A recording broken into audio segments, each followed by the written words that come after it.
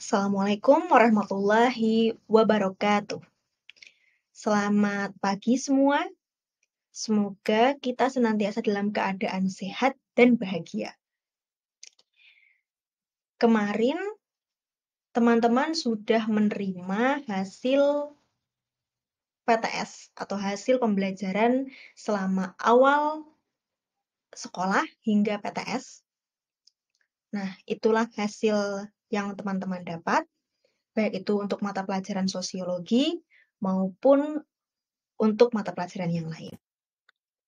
Jika ada yang masih remedi atau nilainya masih kurang atau masih jauh dari ekspektasi teman-teman, jangan putus asa, ya. Jangan menyerah. Oke?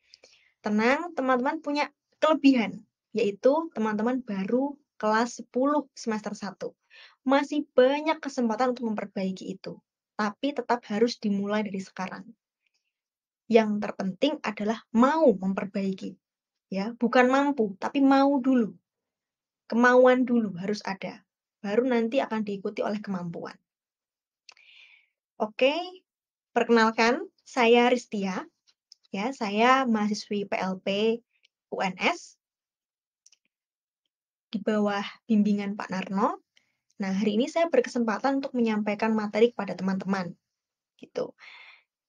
Di sini saya mohon bimbingannya juga pada teman-teman ya, gitu. Di sini saya dan teman-teman belajar bersama, kita belajar bareng-bareng. Ada yang saya ketahui, tapi teman-teman tidak tahu, begitupun sebaliknya. Ada yang teman-teman tahu, tapi saya tidak tahu. Oke, itu perkenalan singkatnya. Selanjutnya, apa sih yang akan kita lakukan hari ini? Nah, hari ini kita akan belajar tentang sosialisasi.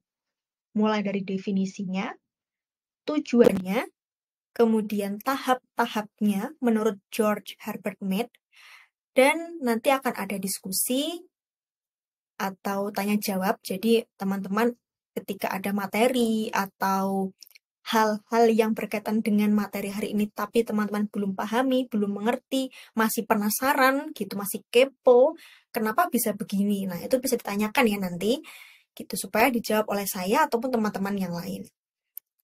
Nah, kemudian di akhir nanti akan ada kuis. Kuisnya mudah, tenang, nggak susah. Kuisnya cuma 10 soal, pilihan ganda, dan ketika teman-teman mengikuti pembelajaran hari ini dengan baik, pasti bisa mengerjakan kuis itu. Oke, kita mulai ya. Nah, kita awal dari konsep sosialisasi, atau ini nanti kaitannya sama definisi sosialisasi.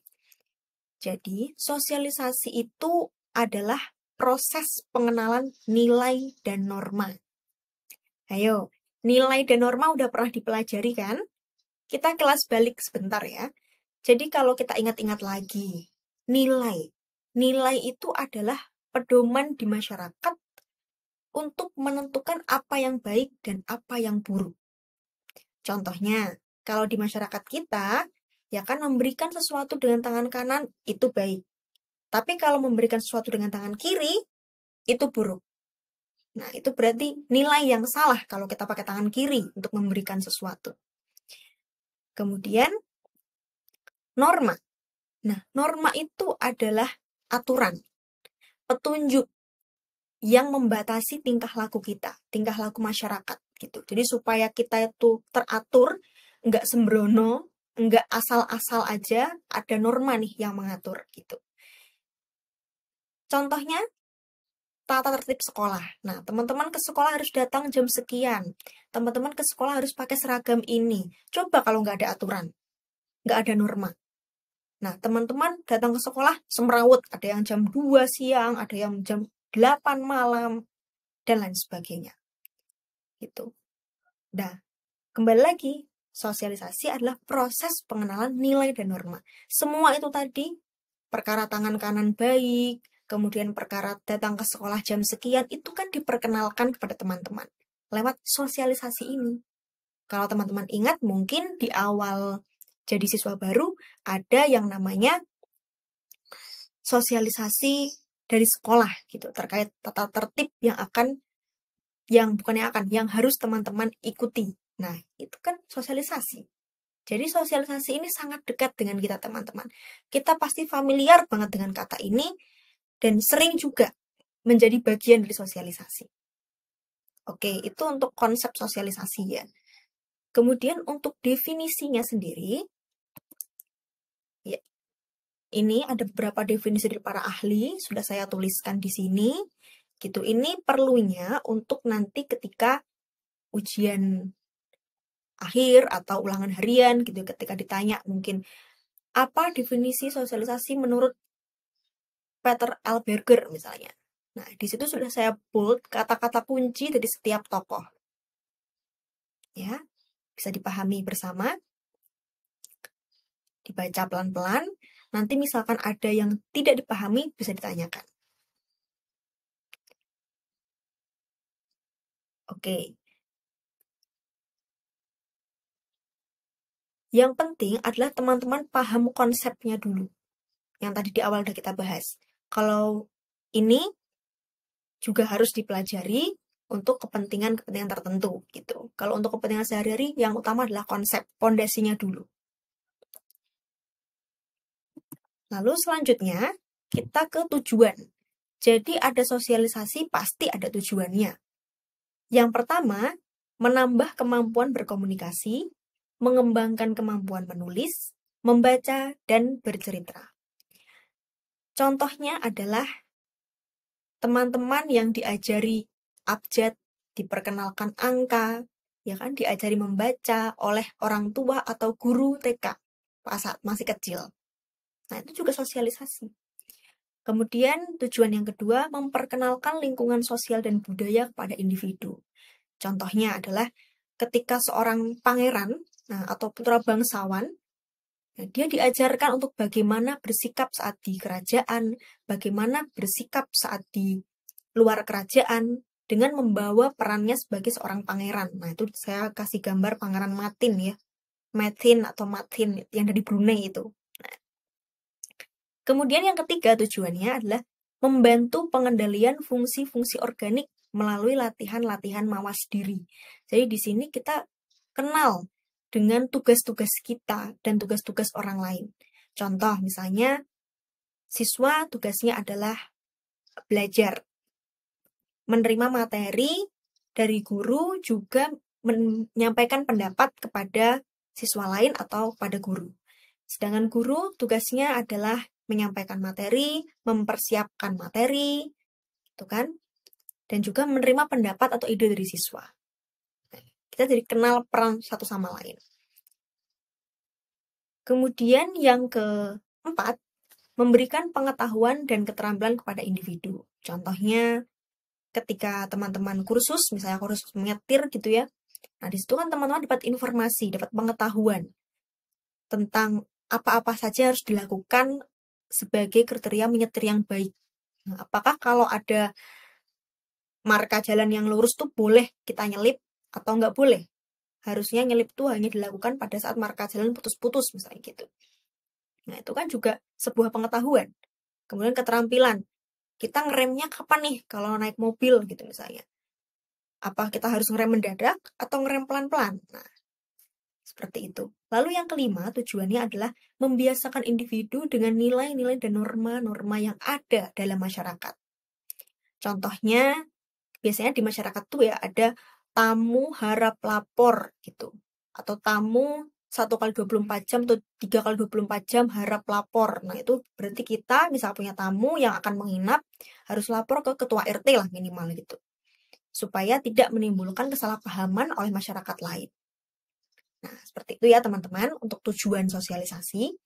Selanjutnya, ada tahap sosialisasi menurut George Herbert Mead. Nah, di sini ada 4 tahap.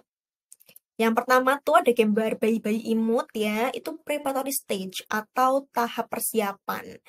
Itu terjadi ketika kita baru lahir sampai jadi balita lah katakanlah ya, masih imut-imut gitu pokoknya. Nah, di situ kita mulai bisa meniru, tapi menirunya jauh dari kata sempurna. Misalnya kayak baby gitu kan, kalau pengen makan, mam, kan gitu ya. Enggak makan makan kan enggak. Nah, jadi dia meniru tapi belum sempurna sama sekali. Kemudian ke play stage atau tahap meniru. Nah, di sini udah meniru dan sempurna, meniru secara aktivitas, secara tindakannya udah sempurna. Contohnya di situ ada gambar anak kecil jadi dokter, ya, main dokter-dokteran. Nah, di situ dia udah meniru dengan sempurna tuh. Permainan dokter-dokteran. Secara aktivitas dia udah sempurna, tapi dia belum ngerti apa yang dilakukan.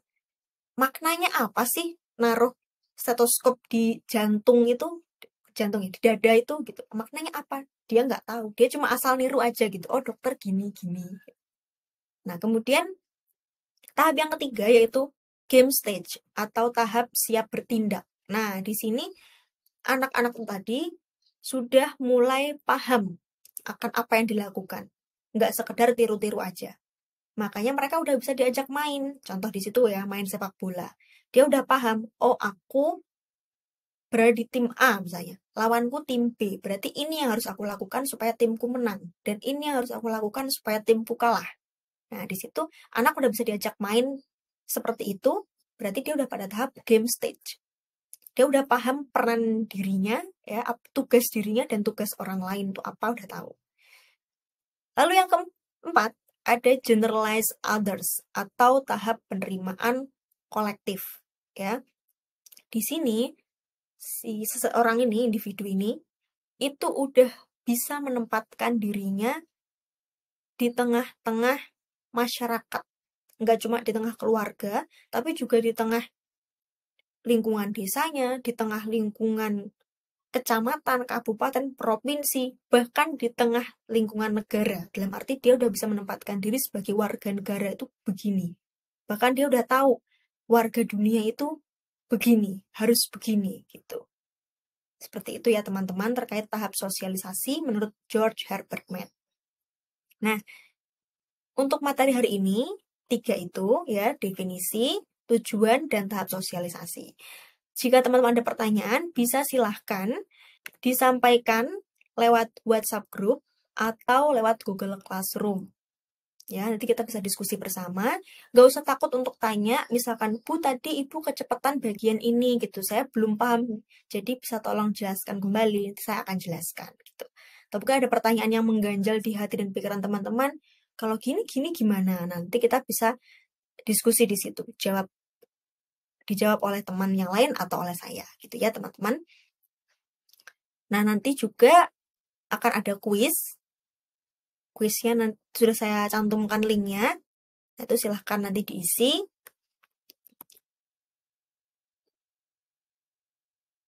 Oke, di kolom tugas Google Classroom bisa dicek ya. Nah, kemudian next time atau pertemuan berikutnya kita akan belajar masih tentang sosialisasi, tapi lebih pada sosialisasi menurut Cooley, agen sosialisasi, dan jenis sosialisasi. Oke, sekian untuk hari ini. Saya harap teman-teman bisa mendapatkan manfaat dari pembelajaran kita pagi menjelang siang ini. Terima kasih untuk perhatian dan waktunya. Sampai jumpa. Wassalamualaikum warahmatullahi wabarakatuh.